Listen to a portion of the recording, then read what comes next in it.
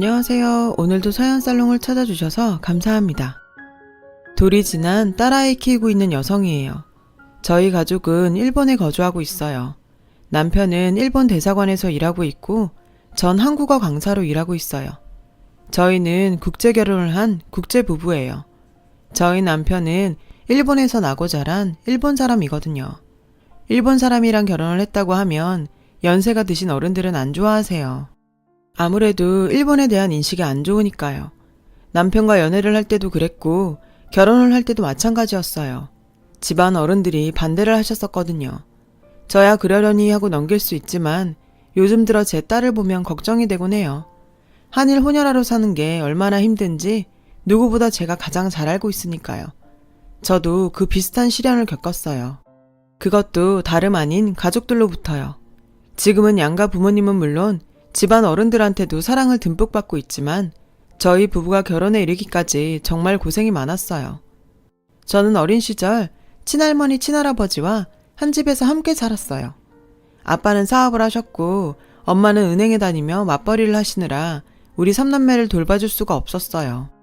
그래서 조부모 손에 자라다시피 했죠. 할아버지께서는 역사를 전공하신 후 역사학자로 오래 일하시고 은퇴하신 분이셨어요. 건강 때문에 일찍 은퇴를 하셨지만 은퇴란 말이 무색할 정도로 집에서도 늘 역사 연구를 지속하셨죠. 할아버지는 늘 그러셨어요. 다른 과목은 빵점을 받아도 좋다. 다만 역사는 잘 배우고 공부해야 한다. 할애비가 역사학자여서 그런 게 아니다. 우리 역사는 제대로 알아야 하기 때문이야. 역사를 잊은 민족에게 미래는 없단다.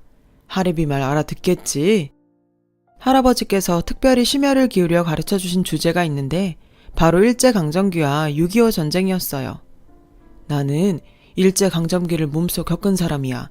이 일본 놈들 때문에 도망다니느라고 네 아빠를 늙어서 낳을 수밖에 없었다. 저희 아빠는 할아버지 할머니가 50줄이 거의 다 되어서 낳은 외아들이에요.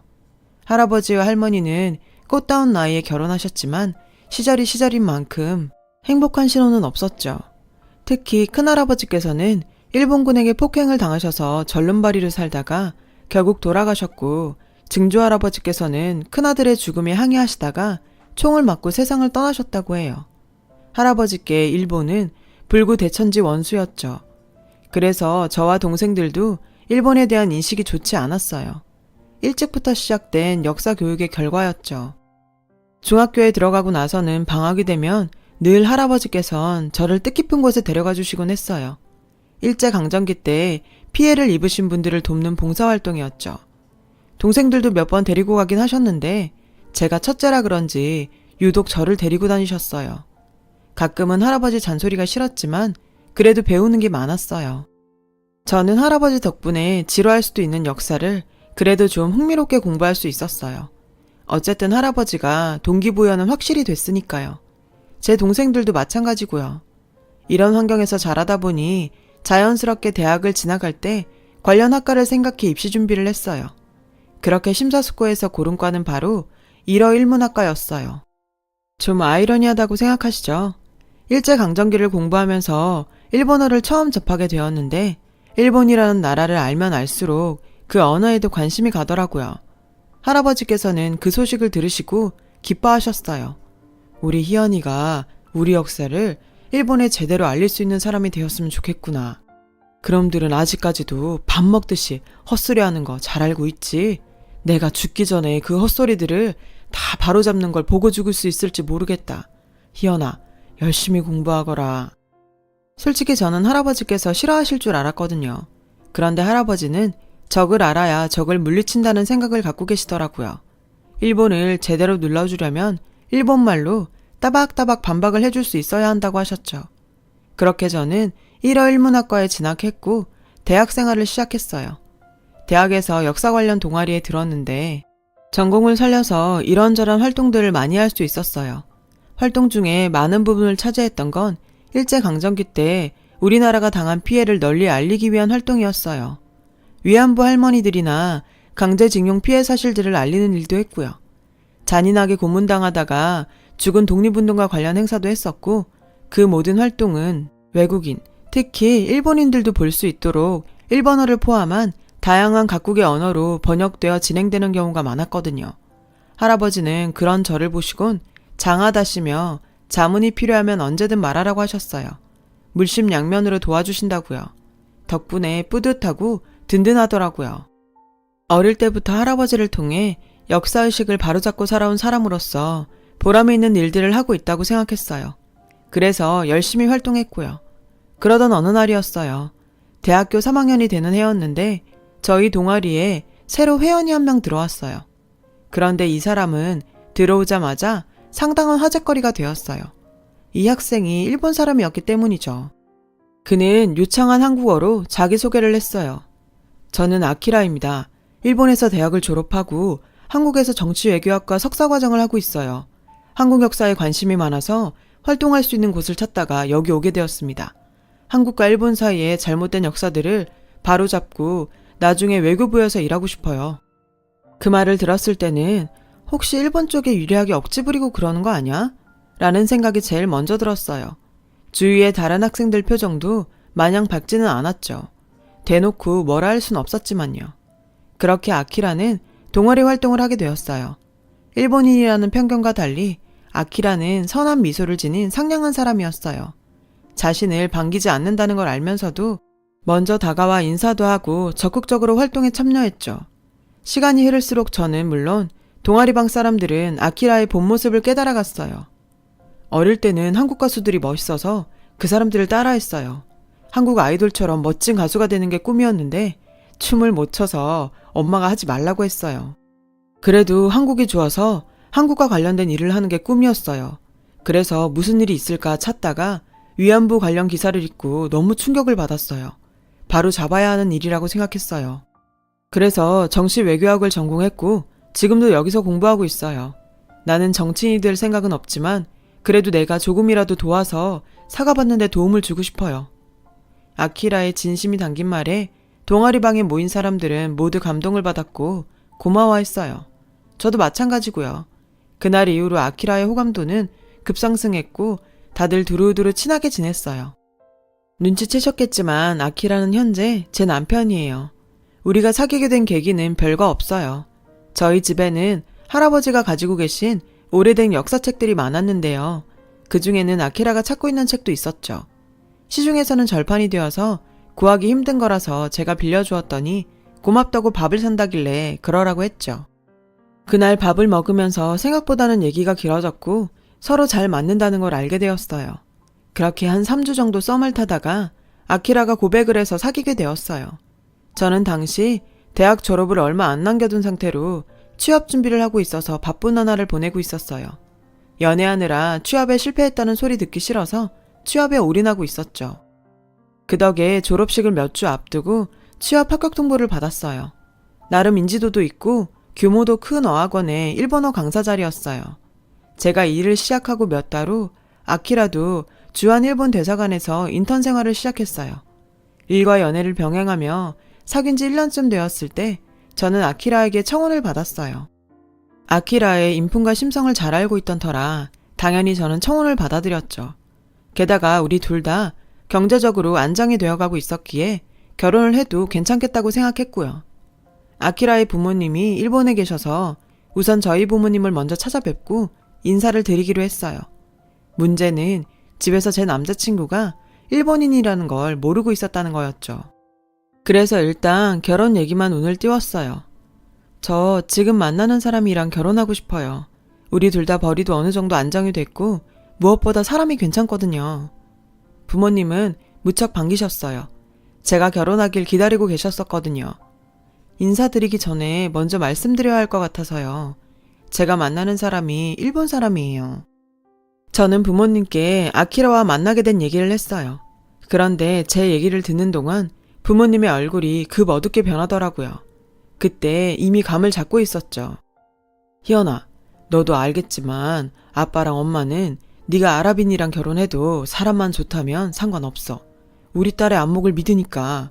그런데 일본 사람은 좀 그렇구나. 너도 알다시피 할아버지가 받아들이시겠니? 아빠 말 무슨 말인지 알고 있지? 사실 저도 그 부분이 가장 걱정이었어요. 그래도 아키라가 좋은 사람인 걸 보여드리면 괜찮을 거라고 생각했죠. 하지만 제 예상은 철저히 빗나갔어요. 할아버지는 제 결혼 상대자가 일본인이라는 소리를 듣자마자 버럭 소리를 높여 반대하셨어요. 이 결혼은 절대 안 된다. 일본인과 결혼은 절대 안 돼. 증조 할아버지랑 큰할아버지가 어떻게 세상을 떠나셨는지 알면서 이런 결혼을 바라는 거냐? 결혼이고 뭐고 지금 당장 그놈이랑 헤어져. 울어도 보고 설득도 하며 몇 날 며칠을 눈물로 보냈는지 몰라요. 잠도 제대로 자지 못했고 일하러 나가서 밥도 제대로 못 먹어서 수업하다 보면 어지럼증이 몰려오기 일쑤였죠. 퇴근 후에는 할아버지 앞에서 울면서 빌었어요. 한 번만 만나보기라도 하세요. 할아버지가 생각하는 그런 사람이 아니에요. 애초에 우리나라에 온 것도 우리나라의 역사를 제대로 배워서 일본에 알리려고 온 거라고요. 만나만 주세요. 네? 내 집에 일본인을 들일 생각 없다. 할아버지는 단호하게 거절하셨어요. 인사조차 받지 않겠다고 하셨죠. 저는 하루하루 피가 마르는 것 같았어요. 살이 너무 빠진 데다 건강도 나빠져서 한눈에 봐도 병자처럼 보였죠. 엄마는 절 붙들고 이러다 죽는다고 사랑이 목숨 구해주는 거 아니니까 할아버지 말씀대로 결혼은 미루자고 설득하셨어요. 아키라 역시 제 사정을 알게 되었어요. 제 몰골을 보고 모를 수가 없었죠. 나는 할아버지 마음 충분히 다 이해해. 그래도 너에 대한 마음은 변치 않아. 그런 말을 들을수록 죄책감은 커져만 갔어요. 그리고 그렇게 2달을 버틴 끝에 저는 할아버지의 마음을 돌릴 길은 없다는 걸 깨달았어요. 그걸 깨달으니 더 고민할 게 없었죠. 저는 아키라에게 이별을 고했어요. 아키라는 할아버지 마음이 바뀔 때까지 자기가 기다리겠다고 하더군요. 눈물을 보이면서 자긴 괜찮다는 말만 반복하면서요.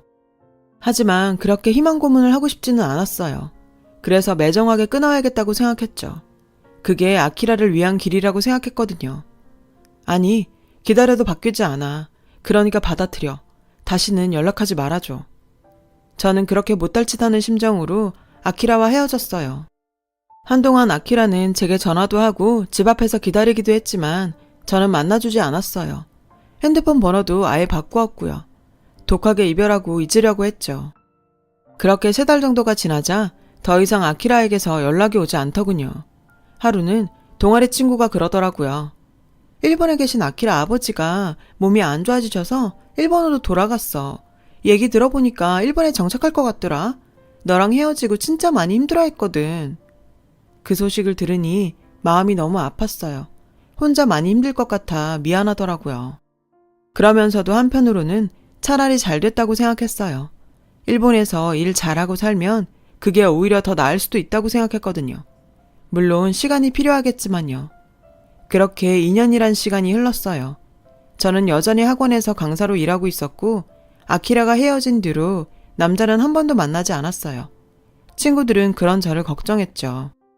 결혼했던 것도 아니고 그렇게 마냥 마음을 닫아놓고 살 수는 없지 않냐며 소개팅을 권유하기도 했지만 그럴 마음이 생기지 않았어요. 그냥 일에만 집중하고 싶었던 것 같아요. 아키라와 헤어진 이후로 저는 할아버지와 관계가 나빠졌어요. 저는 부모님께 앞으로 할아버지랑 인연 끊었다고 생각하고 살 거라고 말씀드렸죠. 부모님도 그런 저를 이해하셨어요. 그 후로 저는 한 집에 살면서도 할아버지와는 말도 섞지 않았어요.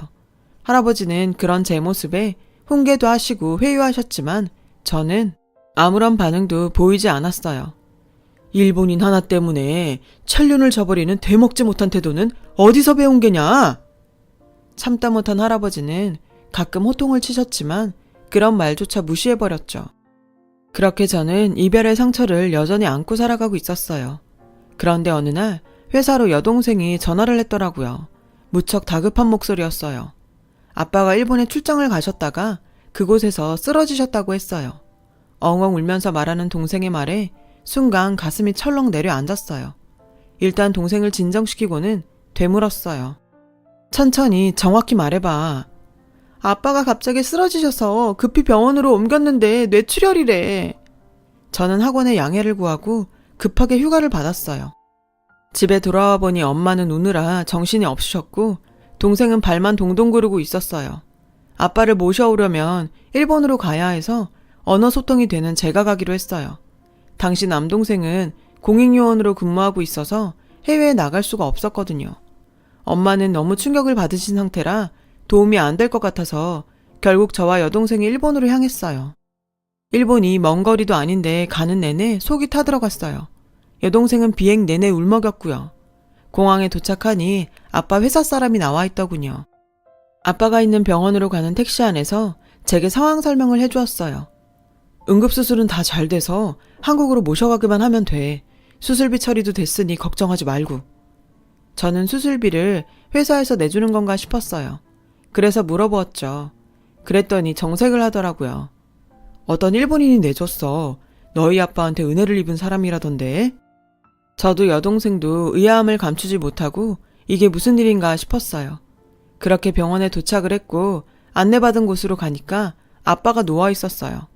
호흡기를 차고 계셔서 말은 못하셨죠. 저는 의사 선생님한테 상태 설명을 들었어요.